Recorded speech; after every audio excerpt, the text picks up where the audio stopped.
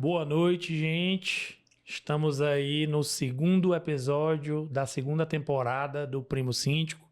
Estou aqui com uma personalidade do Maranhão, que é o Felipe Mussalem. Um cara que por onde a gente passa só tem boas referências dele, uma pessoa querida. Já foi presidente da CM, hoje está num desafio na prefeitura de desenvolver, né, os negócios da ilha de São Luís. E eu o convidei aqui por um tema específico, que, querendo ou não, a gente quando é síndico, a gente é líder, né, de várias pessoas.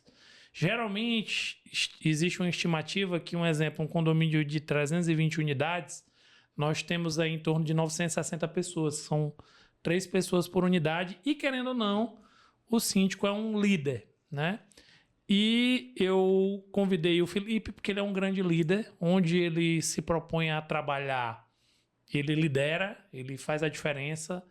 E queria te dizer, Felipe, que é uma honra ter você aqui. E eu tenho uma certeza que a gente vai ter um podcast aí com diversas lições incríveis sobre liderança. Inclusive, em 2019, o Felipe fez um trabalho na minha empresa, na época que ele ainda fazia parte de consultoria, e me fez virar várias chaves. E eu também trouxe ele aqui, porque eu sei que ele vai virar várias chaves para você. Então, Felipe, seja muito bem-vindo. Obrigado, Renan. Um alô aí para todo mundo que está assistindo e escutando a gente. Obrigado pelas palavras, né? Eu me sinto muito honrado. Acho que a honra é minha de receber esse convite e de poder ser essa referência, né? Já que a gente vai falar de liderança, eu acho que liderar é ser essa referência, né?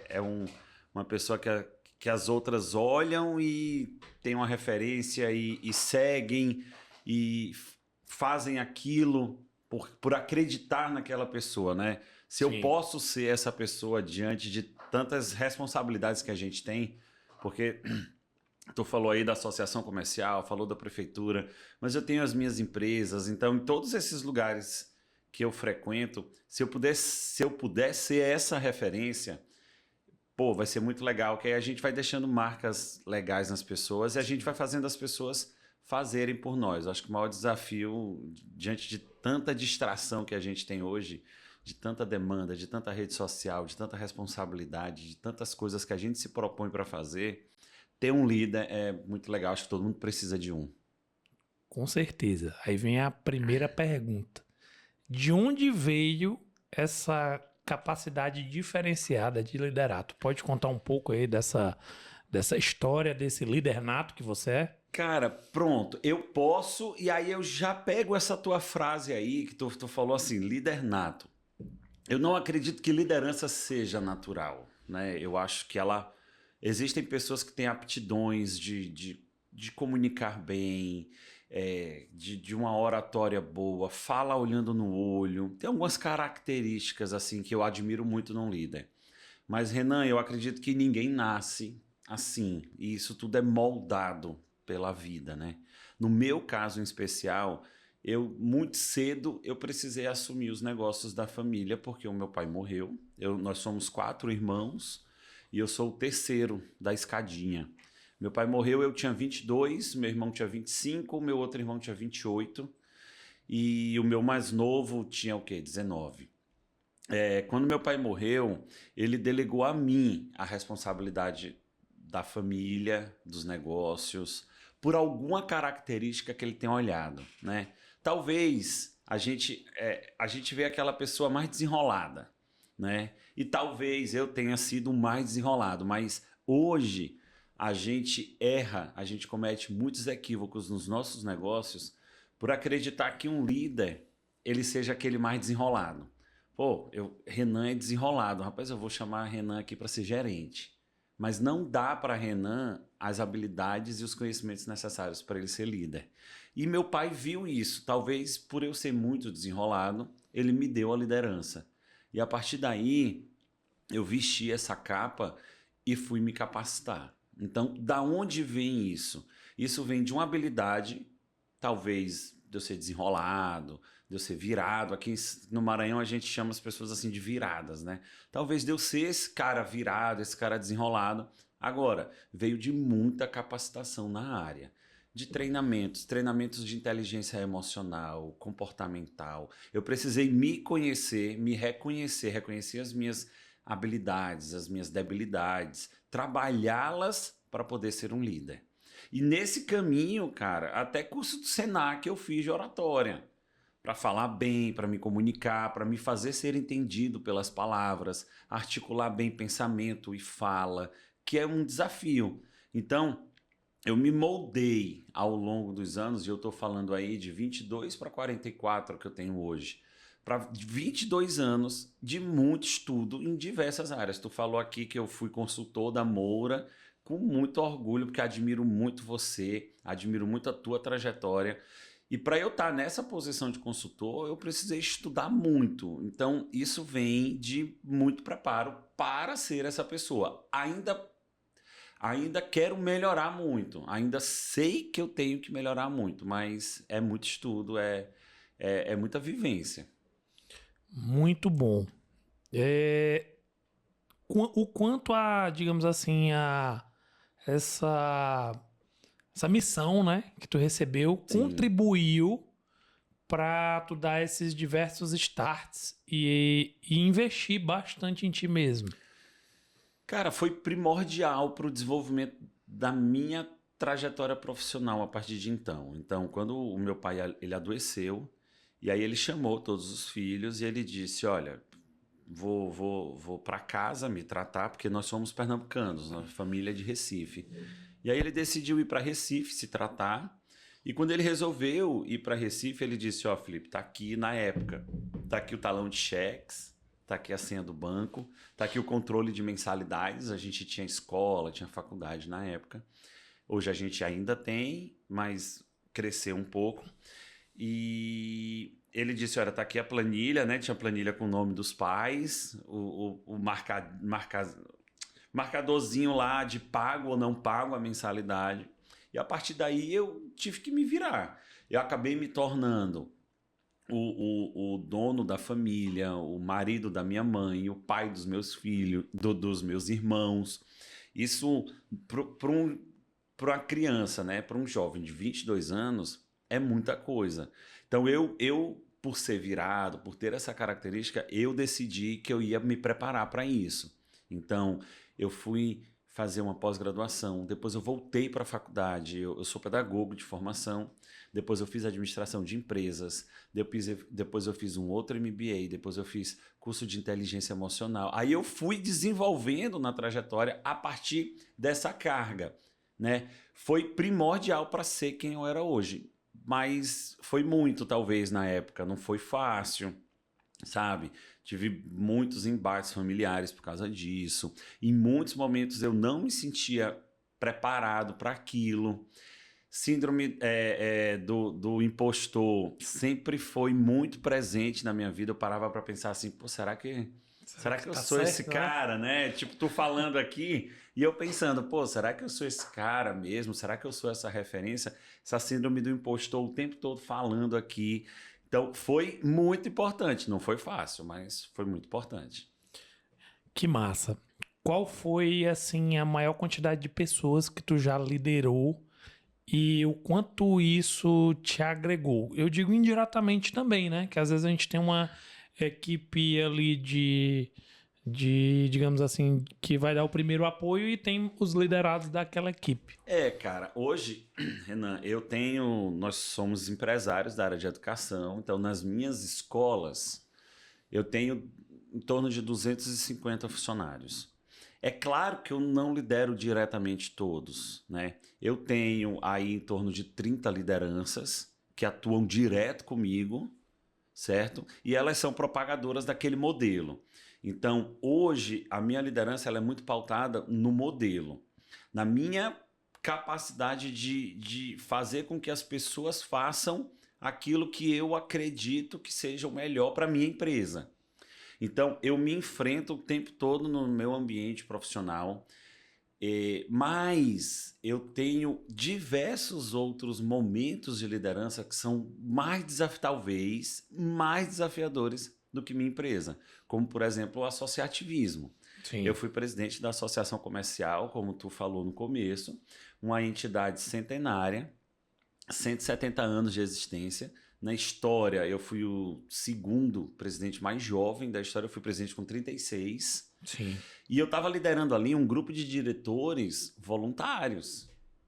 Que aquela galera ali, ela não vai fazer porque eu estou mandando. Com certeza não. Ela vai fazer porque ela precisa acreditar que aquilo é importante. Por um bem maior, por uma referência de liderança. Então, eu testei muito minha liderança no associativismo. Não só na associação comercial, mas muito antes, que eu fui presidente da Associação de Jovens, em 2012. Então, ali eu comecei a moldar um outro perfil de liderança, que talvez seja a liderança que eu tenho hoje, que é uma liderança mais carismática, mais envolvente, mais amigável. É a parte boa, né? Tem parte ruim dessa liderança. E eu colho diariamente essa parte ruim. Mas me moldou muito para ser o líder que eu sou hoje. E aí, quando eu pensava que eu sabia de tudo, eu caí no serviço público. Sou secretário municipal, onde eu tenho que exercer um outro tipo de liderança completamente diferente, porque o servidor público ele tem um outro time. A coisa pública, ela tem um outro time. O que eu faço na minha empresa é decidido ali e o impacto é na minha empresa.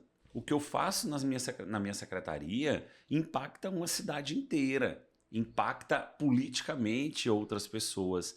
Então ali eu já preciso ter um outro tipo de liderança. E eu acho que o legal é isso, é você ter uma linha, né? um norte. Eu tenho um perfil de liderança, mas em cada lugar eu sou um tipo de líder diferente. Sim. Todos pautados assim no carisma, no envolvimento, eu tenho uma liderança muito amigável, muito participativa. Repito, tem lado bom e lado ruim. Mas aí eu vou testando, cara. Acho que ainda tenho muito a aprender. Dizem que o sábio nada sabe, então tu tá no caminho certo aí. Felipe, uma pergunta para os síndicos. Você com toda essa bagagem de liderança, qual a dica que você daria para um síndico? Tu também já foi síndico? Já fui síndico. Né? Sou subsíndico hoje. Tu é subsíndico, né? Qual é a liderança, né? Qual é a dica de liderança que tu daria para todos esses síndicos que estão nos assistindo a respeito, né, de liderar conflitos em condomínio? Qual seria aquela dica diferenciada que tu pode contribuir com eles? Eu já fui síndico em 6 anos do meu condomínio, aí eu mudei, recentemente eu mudei de novo e hoje eu sou subsíndico. E a liderança de um bem comum, ela se assemelha muito um síndico a um presidente de entidade. Porque eu repito, a gente está ali não é por nós, né? Eu não sou presidente de federação por mim. Eu sou presidente porque eu acredito que eu possa ser um representante de todos os empresários do meu estado. Para isso, o meu papel enquanto síndico, enquanto presidente, é eu entender que nem sempre a minha vontade ela vai prevalecer pelo bem comum. Então, eu aprendo diariamente a abrir mão do que eu acredito que seja o correto. Porque nós temos aqui modelos de mundo completamente diferentes, formas de pensar completamente diferentes, e nem tudo aquilo que eu penso, tu pensa. Isso é natural. Só que a gente está aqui nessa mesa discutindo e a gente precisa chegar num bem comum, que não vai ser bom para mim nem bom para você, vai ser bom para todo mundo. Então, o condomínio ele se assemelha muito disso. É que aquele mediador, aquele síndico, aquela pessoa que está na liderança de um grupo de pessoas, ela tem que abrir mão das suas vontades, abrir mão daquilo que você pensa pelo bem comum. Então, não é porque eu não estou gostando da sua música alta que eu vou pedir para você abaixar. Eu vou pedir porque você está atrapalhando um bem comum. E aí é difícil, a gente abrir mão das nossas próprias orientações, da nossa religião, da nossa forma de pensar pelo bem comum. Eu acho que a dica que eu dou é essa, é do síndico ele se preparar para isso, para que ele está ali para um bem de todos e nem sempre a vontade dele vai prevalecer. Beleza, muito boa dica. Com relação a conflitos em condomínio em que geralmente o morador leva para o lado pessoal contra a administração.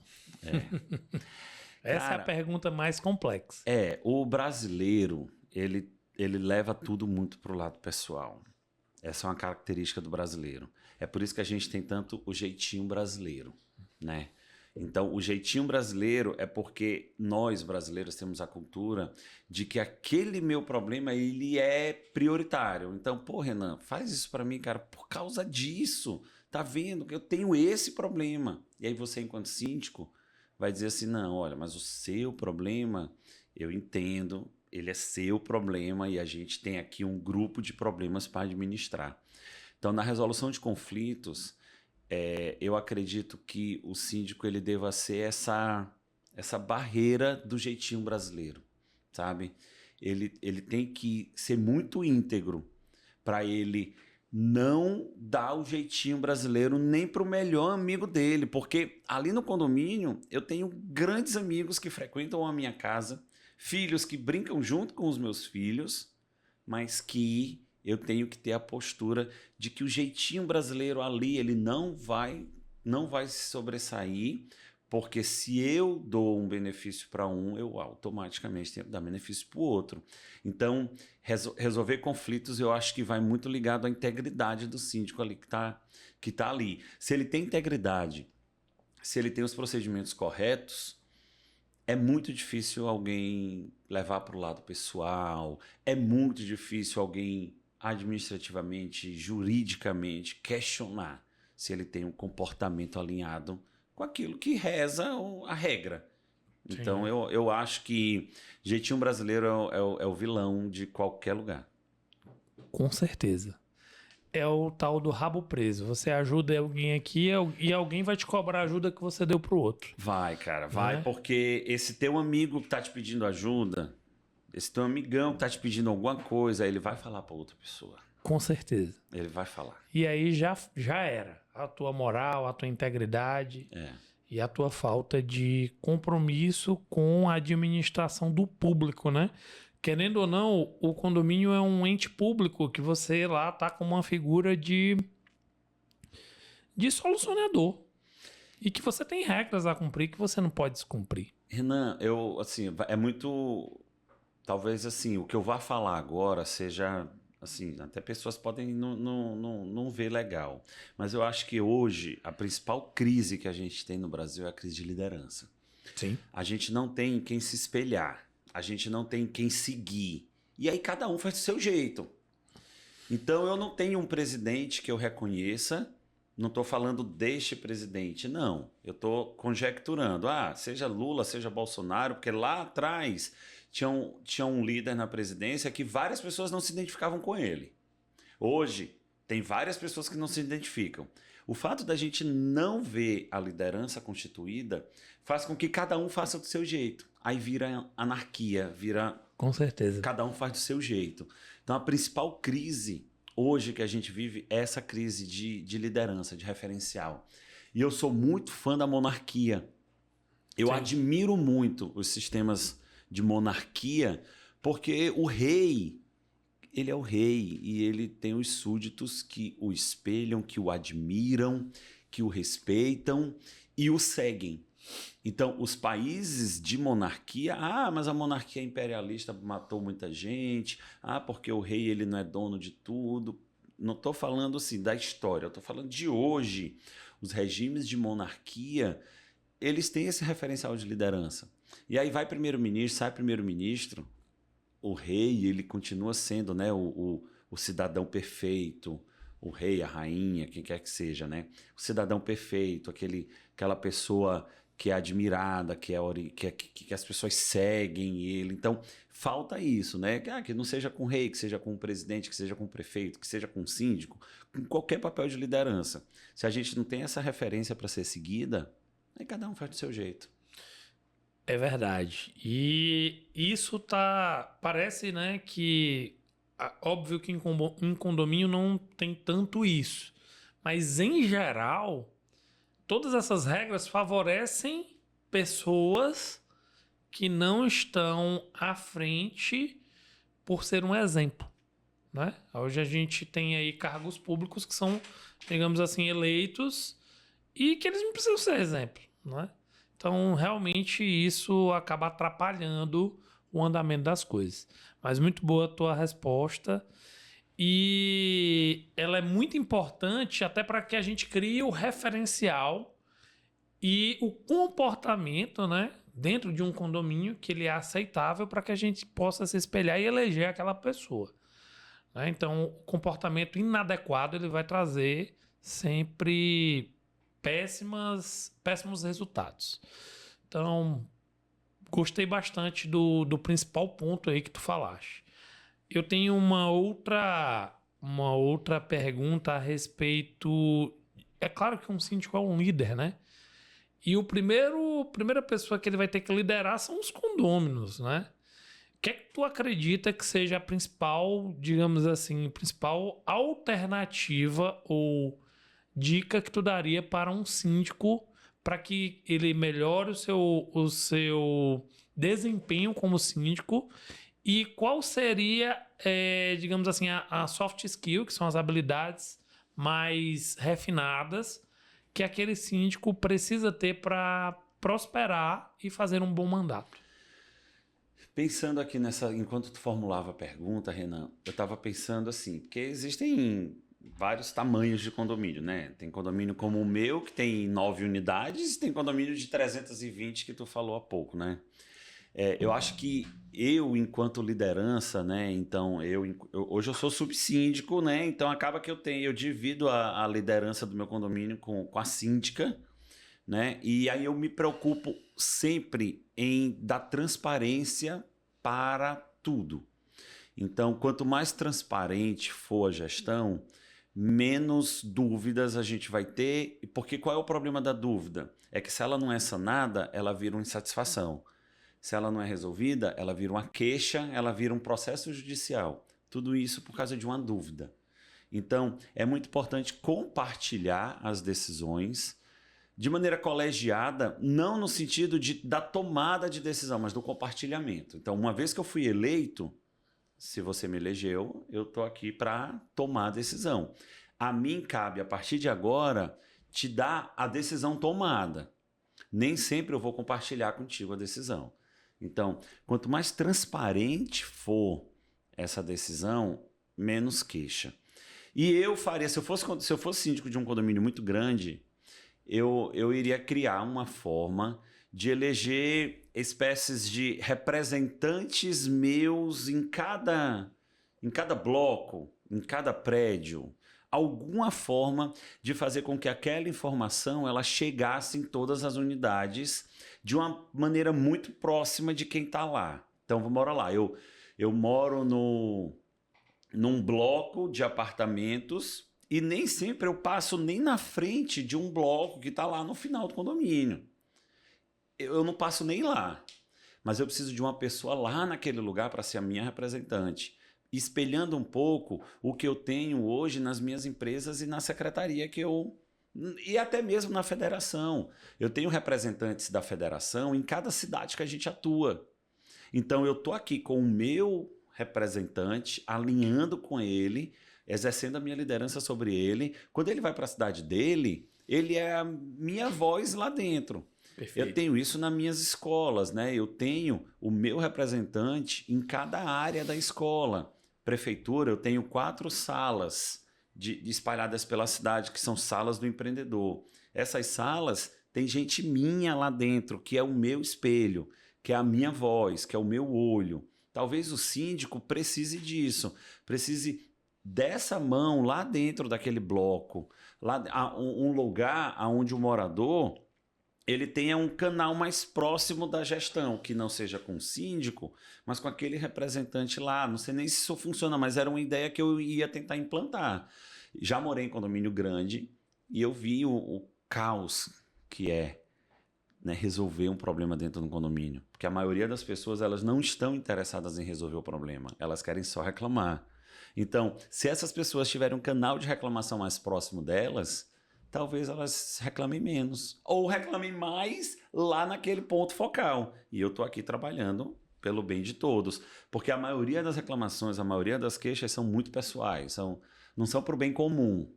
Elas são para o meu problema, para minha vaga, para minha unidade, para minha garagem. É o muro das lamentações. É. Às vezes a pessoa tá apenas num dia ruim, pega o síndico e o subsíndico ou o conselheiro e se lamenta de todos os problemas do mundo apenas porque ela precisa desabafar. É. Né? Então, criar esses braços espalhados é mais força de trabalho, é mais ajuda, é mais senso de coletividade. Muito bom, muito bom.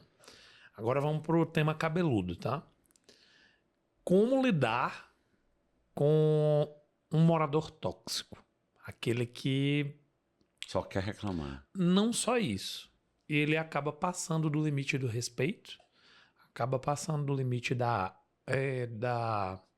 urbanidade e sempre tem um problema para cada solução que é levantada. Sempre tem essa pessoa, né? Sempre. Parece que eles só mudam o endereço. É, né? Sim. Rapaz, tira esse cabra das discussões, velho. Esse cabra não vai ajudar. Esse cabra não tá ali pra ajudar. Tira ele das discussões, tira ele do grupo de WhatsApp, tira ele do atendimento e, infelizmente, ele vai procurar outro lugar pra reclamar, cara. Porque não tem condição. E eu já morei, repito, né? Eu já morei em condomínio grande e eu via a necessidade que as pessoas têm de reclamar. Se ninguém quer resolver, não. E eu vou te dar um caso. Na pandemia, o gás do condomínio aumentou. Então todo mundo pagava o gás e a taxa de gás veio mais cara. Aí uma pessoa colocou assim: vocês viram no boleto que o gás aumentou? Aí a outra, não sei nem quem foi, a outra disse assim: mas isso é um absurdo, nada pode aumentar. Aí um outro: estamos em pandemia, ninguém pode aumentar nada. Aí um outro chegou: isso é um absurdo, temos que... Aí todo mundo reclamou. Aí depois, sei lá, depois de muita reclamação, depois de, sei lá, um dia de reclamação, alguém descobriu que pelo fato de estar em pandemia, estava todo mundo em casa, o gás aumentou. O gás aumentou. E aí pronto, resolvido. Então, percebe-se ali uma tendência muito grande a reclamar e menos voltada para resolver. E isso é o padrão mental de algumas pessoas. Não são de todas, mas algumas pessoas elas têm um foco voltado para isso. Essas pessoas, elas infelizmente não vão ser ouvidas. No mundo, não é só no condomínio, não. Elas não vão ser ouvidas no mundo, porque a empresa não quer esse tipo de cliente, né? O condomínio não quer esse tipo de morador e a vida não quer esse tipo de gente. Na verdade, eu também acredito que isso é um padrão vibracional, que ele é, digamos assim, ele é incutido à nossa sociedade através dos muitos direitos que todos têm e dos poucos deveres que todo mundo precisa. E acaba que o morador ele é cheio de direitos e muitas vezes ele não tem o direito. Como você falou aí, o gás aumentou porque o cara aumentou o consumo. A água aumentou porque tem alguém lá com vazamento, tem alguém que está deixando a torneira aberta. E o morador ele acredita que tudo é algo que está de errado e que não é bem assim. Então muitas vezes a gente tem que perguntar por que o gás aumentou, perguntar para a administração e não gerar uma polêmica, né?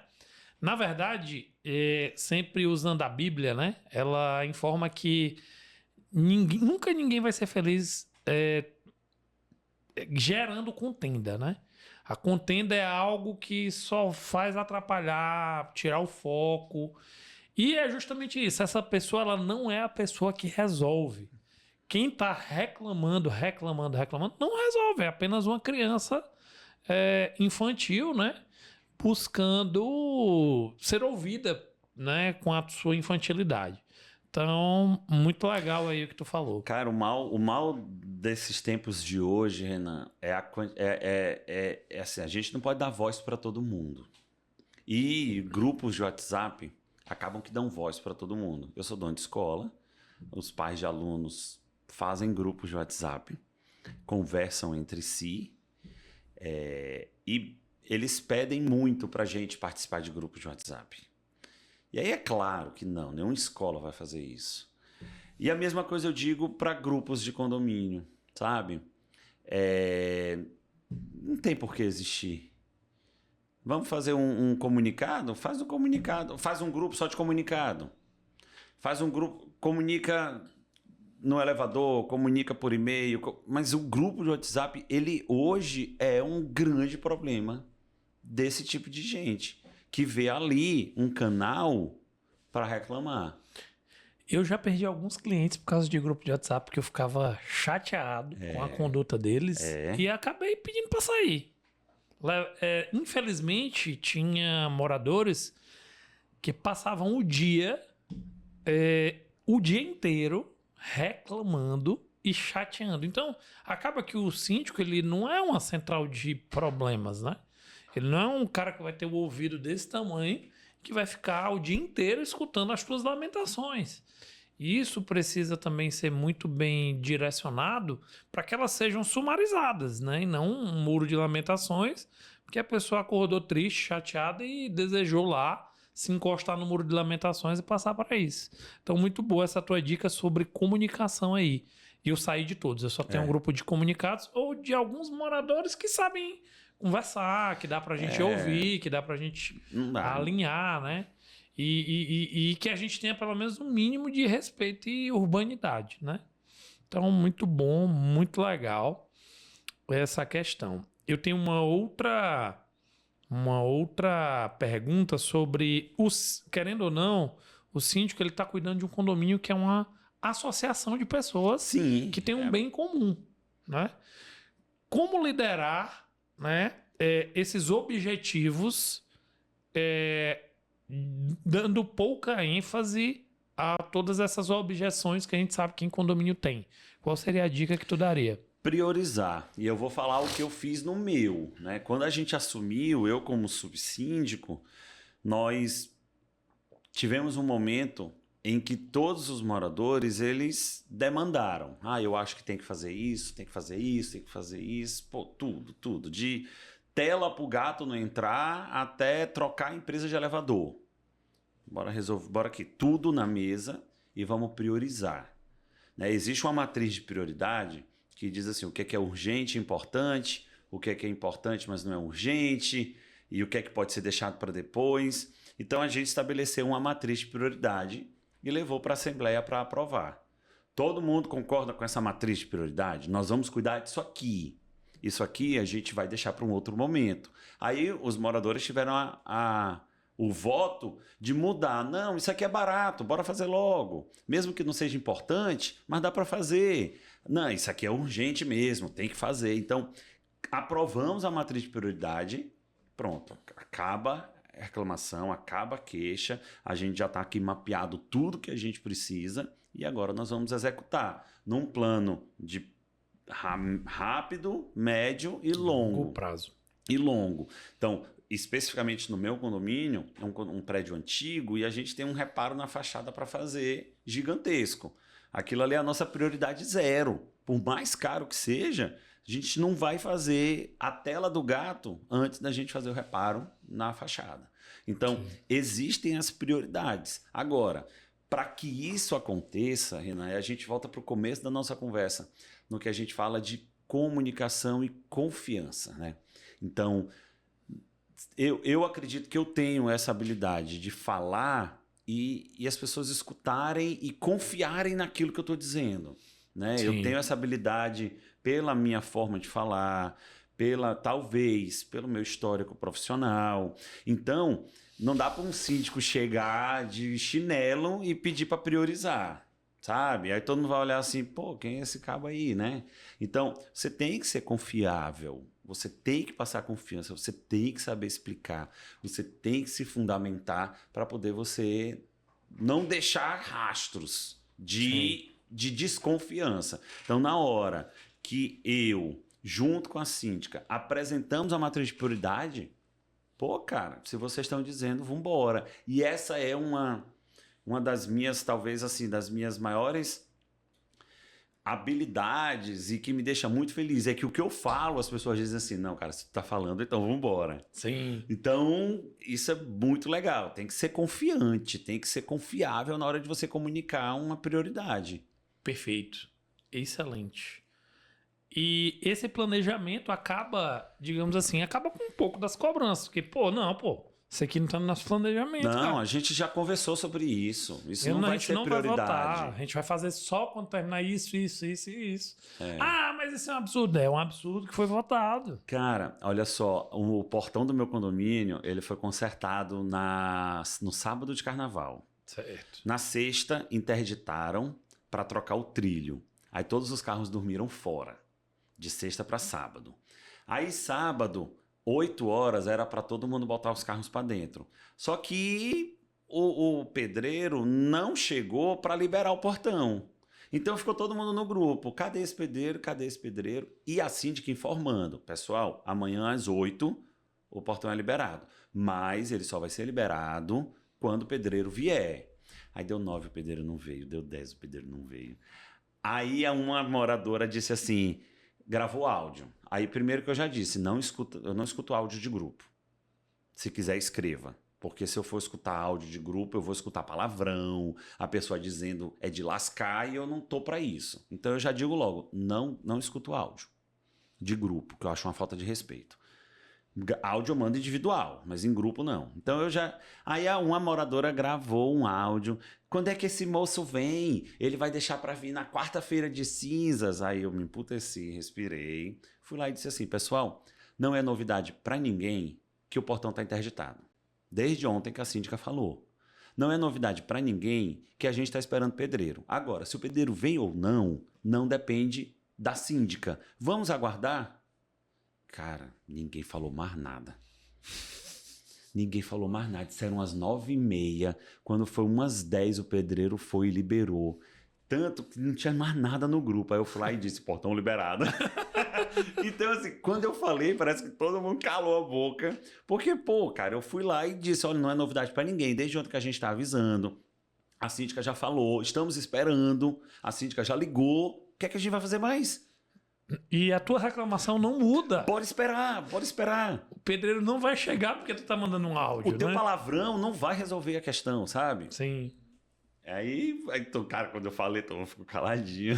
O pessoal até se constrange, né? Até porque acaba que vira uma situação que a gente tem que ter paciência. Tem coisa, que é o que eu estava até comentando na empresa, tem coisa que é evitável, tem coisa que é inevitável. É. Está fora do controle da síndica ou do teu controle que o pedreiro ia chegar. Pedreiro geralmente não cumpre horário. Né? Geralmente temos problemas com pedreiro em São Luís, todo mundo sabe disso, e mesmo assim ela ainda reclama. Não, e ela disse que estava chegando com compras, que ela queria descarregar. Aí eu falei, como é que alguém vai fazer compra Com o portão sabendo fechado. que o portão está interditado? Sim. Quem fez compra foi ela, não, sabe? Ninguém mandou ela fazer compra, ela podia esperar o portão ser liberado. Podia ir à tarde, né? Podia. Então, assim, ela não fez, mas ela podia. Na hora que eu falei, meu irmão, aí então ficou caladinho, foi legal. Muito bom o relato. E um relato de condomínio, né? Cara, isso acontece. Que muitas vezes uma comunicação assertiva e até um pouco mais... não vou nem dizer dura, mas uma comunicação mais firme, né? Firme. Você não foi desrespeitoso, você não falou nada pra ninguém, não foi nada pessoal, foi uma situação que você explicou. E acaba que isso, às vezes as pessoas têm essa dificuldade de ser firme, de ter uma comunicação acertada, de ter digamos assim, um direcionamento mais resolutivo. Muito bom. E eu vou te interromper, Renan, porque eu falei assim, da minha forma de liderar, que eu era um líder muito carismático, muito envolvente, eu toco nas pessoas, isso é muito bom, mas tem a parte ruim. A parte ruim é justamente essa, é que eu penso 2 vezes antes de ser duro, né? Porque não é do meu perfil, isso me exige uma energia muito maior do que ser legal. Então, Sim. ser legal é muito mais natural. Quando eu preciso ser duro, eu sou firme, mas isso me demanda uma energia e às vezes um estresse. Sabe? Com certeza. Um desligamento que eu preciso fazer, aquilo me remói, aquilo não é legal. Eu preciso administrar e eu preciso ser duro. Mas um feedback que não seja muito bom, um feedback um pouco mais difícil, eu tenho essa dificuldade. É a parte ruim. Massa. Tem uma pergunta muito boa que eu coloquei no escopo, eu tenho uma memória muito boa também, Tô vendo. que é justamente isso. Quem ter do lado nessa gestão associativista, que é a de condomínio também, e quem não ter do lado. Cara, quem não ter do lado o problemático. Então, eu hoje, eu lidero um grupo de pessoas e eu sei quem é problemático ou não. Eu sei que a pessoa, ela tem a dar. Então, eu encontro maneiras de mostrar para aquele problemático que o problema é dele. Então, Sim. assim, uma pessoa mais comum, ela diz assim, Felipe, eu posso te ligar, eu tenho um assunto para tratar contigo. O problemático, ele diz, eu posso te ligar, é urgente. Aí eu me pergunto, é urgente para quem? Nem sempre vai ser para mim. Em grande maioria das vezes não vai ser para mim. Esta pessoa, eu demoro 2, 3 horas para responder. Até ela sair do celular. Porque quando ela me diz assim, é urgente, ela quer agora. Se ela me liga, eu não atendo. Eu não atendo ligação desse tipo de gente. Então, eu preciso saber quem é quem no meu time. Certo? Tem aquele cara propositivo que ele vai dizer assim, cara, eu tive uma ideia, deixa eu te ligar. Pô, liga agora. Tem aquele cara que não é propositivo, que ele tem um perfil mais de reclamar, mas eu sei que aquela pessoa é importante. Se ela tá no time é porque ela é importante. Eu não tenho como excluí-la do mundo, mas aquela pessoa eu já espero mais um pouco, eu já deixo para responder ela depois, ela me liga, eu não atendo, para que ela trabalhe na cabeça dela aquela urgência. E eu vou te dizer, meu amigo, isso deve ter acontecido contigo. Se alguém te procura dizendo que é urgente e por algum motivo tu não responde, quando tu responde, ela já resolveu. Sim, Ela com já certeza. resolveu.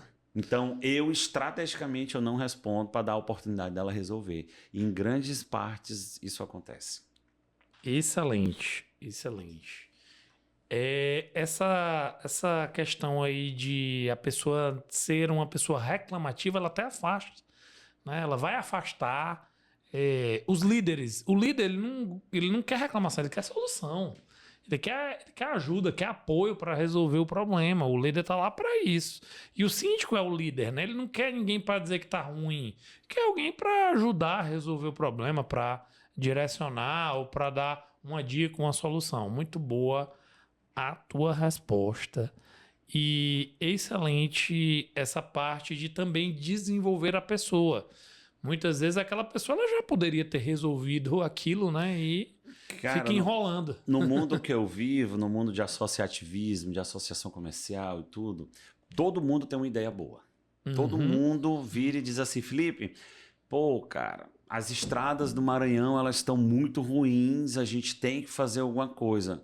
Tu pode encabeçar? Sim. Tu pode encabeçar? O que é que tu quer que eu faça? Porque eu acho que a gente tem que visitar o secretário. Então tu faz o levantamento de todas as estradas ruins enquanto eu faço a agenda com o secretário? Sabe, eu desafio a pessoa, porque é muito fácil também, né? Ah, cara, isso aqui tá ruim, resolve. Ah, isso aqui não tá legal, dá um jeito. Não, vem junto, vamos resolver junto. Ainda tem um problema. Quando você é síndico, você diz assim, ei, faz isso aqui. Ei, tu que é o síndico, a gente tá te pagando. Tu é nosso funcionário. Eles falam Mas muitas vezes. a ideia não tá vindo de ti, então me ajuda nela, traz aqui. Ah, porque a gente tem que fazer tal coisa. Pô, beleza, cara, faz o orçamento. Faz o orçamento, me indica aqui alguém. Eu vou chamar a pessoa, tu pode receber ela? Não, não posso. Pô, mas você tá sugerindo, cara, eu queria que tu cuidasse disso, né? O mais fácil é ter a ideia. Difícil é deixar ela pronta e resolvida, né? Ideia todo mundo tem o tempo todo. Sim. Então, assim, sempre que alguém dava uma ideia, e até hoje, Renan, Felipe, eu tenho uma ideia pra gente. Pô, beleza, bora fazer. Pode encabeçar isso? Sim. Pode encabeçar isso? Sim. Posso. Então pronto, tá contigo, cara. Ah, meu amigo, aí rapidinho a gente vê se o cara é um bom executor, que é uma das coisas que eu avalio muito no time, é capacidade de execução. Que às vezes a pessoa é cheia de ideia, mas quando tu vai ver não tem nada feito. Tem iniciativa, mas não tem acabativa. Tu conversa com a pessoa, não, realmente isso não tá bom. E aí, daqui a 2 semanas, tá pronto? Se não tiver pronto, Que capacidade de execução você tem? É importante as pessoas verem como é difícil resolver. Não é fácil, não é porque eu estou sugerindo, nós vamos botar agora uma coberta aqui em todos os carros por causa do sol. Sim, mas já viu quanto é isso? Já viu quanto é que vai ter que pagar? Então faz o orçamento, para tu ver. Faz orçamento para tu ver como é que é a brincadeira. Para tu ver que ninguém hoje sai mais de casa com menos de 5 mil reais no bolso. Sim. Qualquer orçamentozinho aqui de qualquer coisa caríssimo. 10 mil reais. Então, assim, vem fazer também. Vem, não só sugere, não. Aí eu faço muito isso, cara. Bora fazer, traz. E em condomínio, meu amigo, muitas vezes o cara quer te forçar a tomar uma decisão ruim. Não, mas você tem que fazer assim. E digamos assim, tu é obrigado a fazer do jeito que o cara quer e ele não quer pagar o preço da péssima decisão que ele está propondo. Né? Então, muito bacana aí também essa questão de chamar o time ou a pessoa que está propondo para resolver isso. Tem uma outra pergunta, né? Qual foi o teu maior desafio de liderança e qual foi a lição que ele te trouxe? Certamente foi ser presidente da associação comercial, porque ali eu era um representante de uma casa histórica e eu estava liderando ali, Renan, pessoas mais velhas que eu, pessoas de maior prosperidade empresarial do que eu, pessoas de diferentes tamanhos, diferentes idades, e eu era o presidente delas. Então, eu criei uma amizade muito grande. Eu cito aqui, por exemplo, com Magnólia Rolim, uma baita empresária maranhense, sabe? Sucessora de um grupo gigantesco, sei lá, 10 vezes maior do que o meu, e eu era o presidente dela, sabe? Isso foi muito desafiador.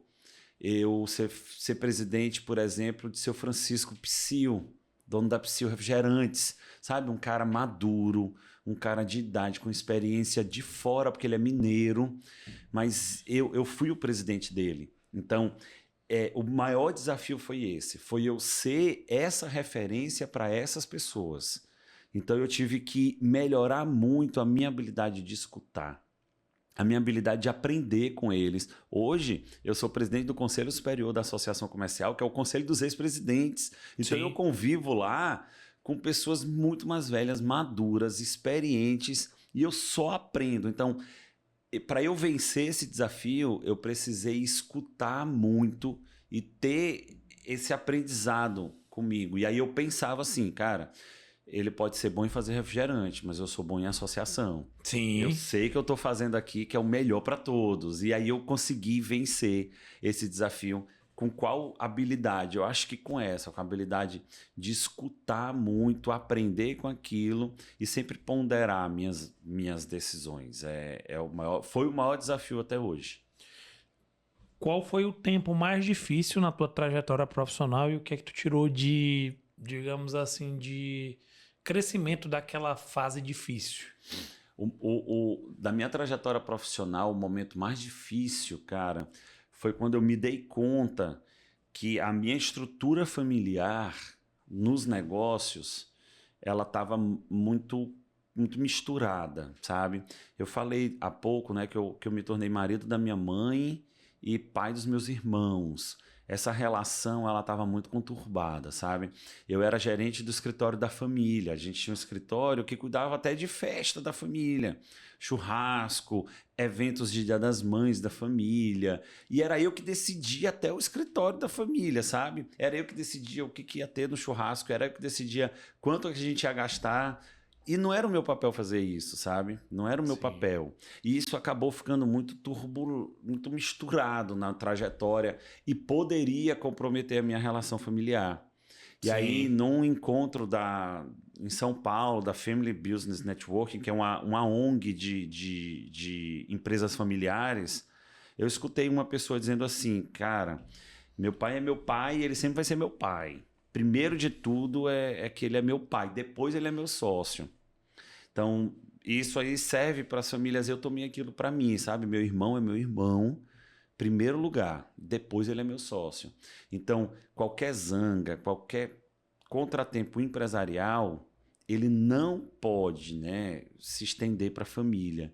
E foi muito difícil eu entender isso. E eu estou falando aí que eu tinha meus 28, 29 anos, meu pai já tinha morrido há uns 8.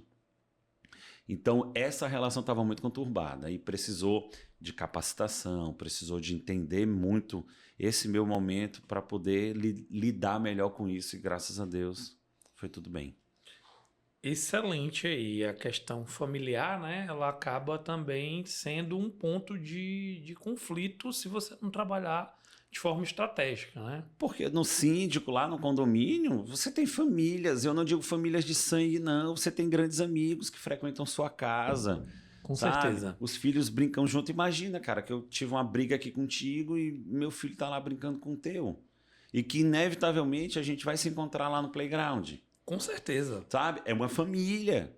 E se não souber dividir legal, e se não tiver o preparo mental, preparo emocional para dividir isso, a casa se torna um caos, porque o lugar que eu moro vai ser ruim. Com certeza. E aí você acaba ficando refém de uma zanga, de uma chateação e acaba até deixando de compartilhar momentos bons por isso, né?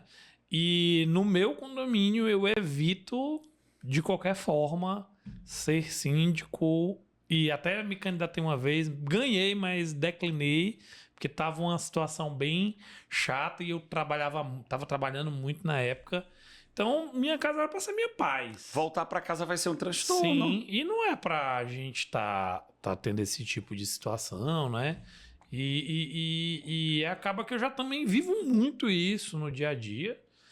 E eu acredito que também tem que dar oportunidade para os outros, né? Eu já sou síndico de 10, então Chega. no meu eu não quero, não. É isso mesmo, você tá certíssimo. Pois é, pois muito legal aí essa tua contribuição sobre isso. E eu tenho certeza que o pessoal que está assistindo vai pegar esse hack aí de maturidade, de não misturar as coisas.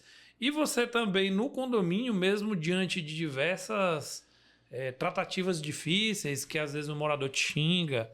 Eu atuo em todas as classes sociais e geralmente o pessoal que tem uma classe social melhor acaba te tratando com mais urbanidade. Ele pode até não gostar de ti. Claro. Mas ele não vai te desrespeitar em público. E muitas vezes na classe C a pessoal é mais duro. E que a gente não leva esse pessoal também. Às vezes é só a baixa, digamos assim, a baixa moral que aquela pessoa tem e a falta de respeito que ela acaba no dia a dia tendo com outras pessoas e que se estende a você. É muito mais sobre ela, né? E a própria educação, né? Sim. Assim, a própria educação. A pessoa, às vezes, ela não é nem má, mas ela não sabe se expressar. Sim. Sabe? Ela não teve a educação necessária e tudo. Então, a chave é a gente saber que não é da gente, né? Essa pessoa tá falando dela. Sim.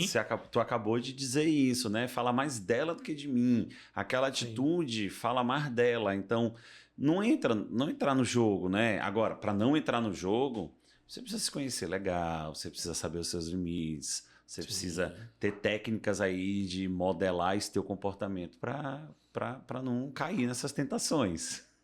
Sim, com certeza. Vamos lá acredito que a gente já está com quanto tempo? 53, temos mais 7 minutos. Acredito que seja a última. Já? É rápido, depois você vai te bapa legal e roda bacana. A gente acaba entrando em diversos assuntos bem legais, né? Felipe, sobre planejamento, que também é uma grande habilidade do líder, né?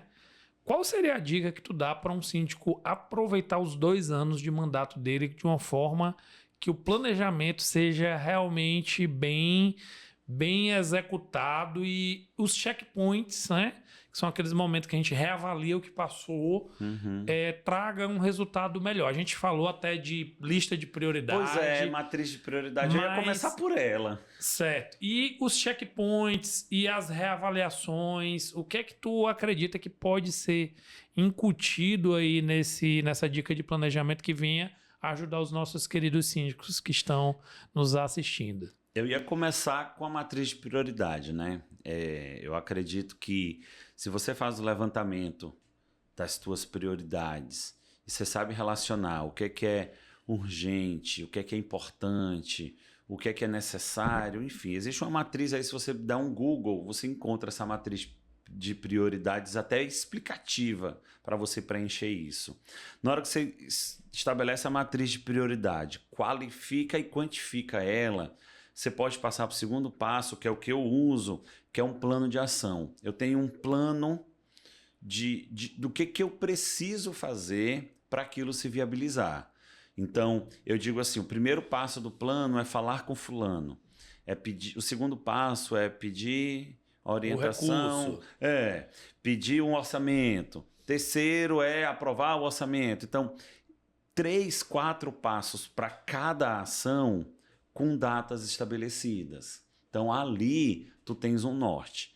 Tu pode até não cumprir, mas tu tens um norte. E isso facilita muito a minha cabeça, né? Já que eu estou dando uma dica, eu estou falando da minha realidade. Isso facilita muito a minha cabeça. No final desse papel, né? Porque eu estou falando de um papel, não estou falando de uma ferramenta ultra, não.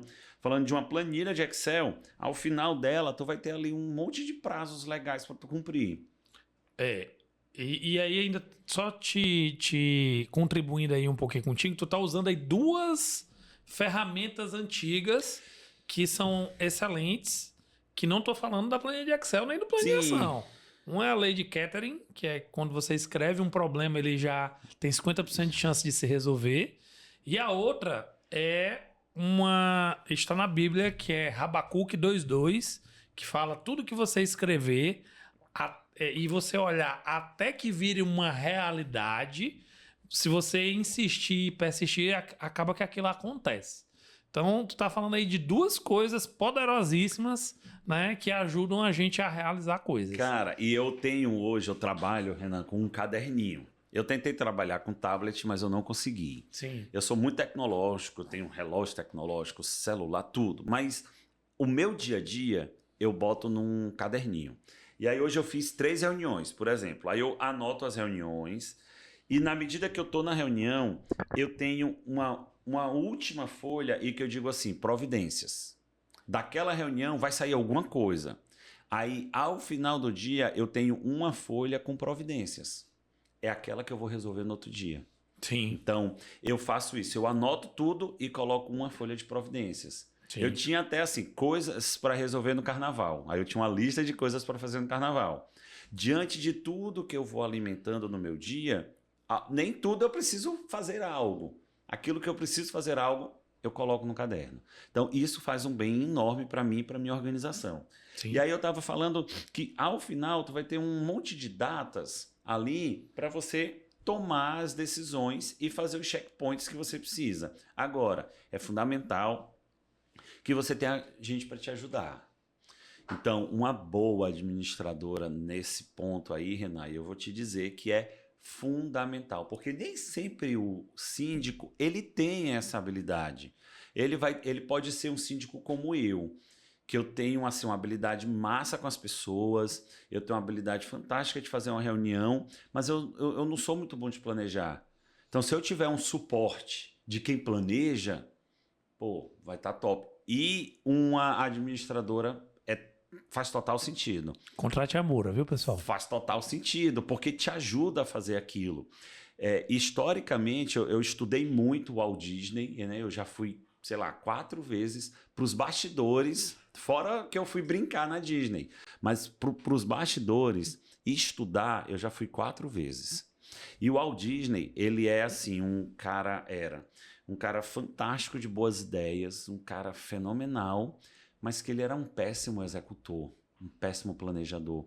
E ele faliu várias vezes. E ele só deu certo quando o irmão dele ficou do lado dele, o Roy Disney. Quem quiser saber mais dessa história é só assistir o Walt antes do Mickey, que é um filme que conta essa história.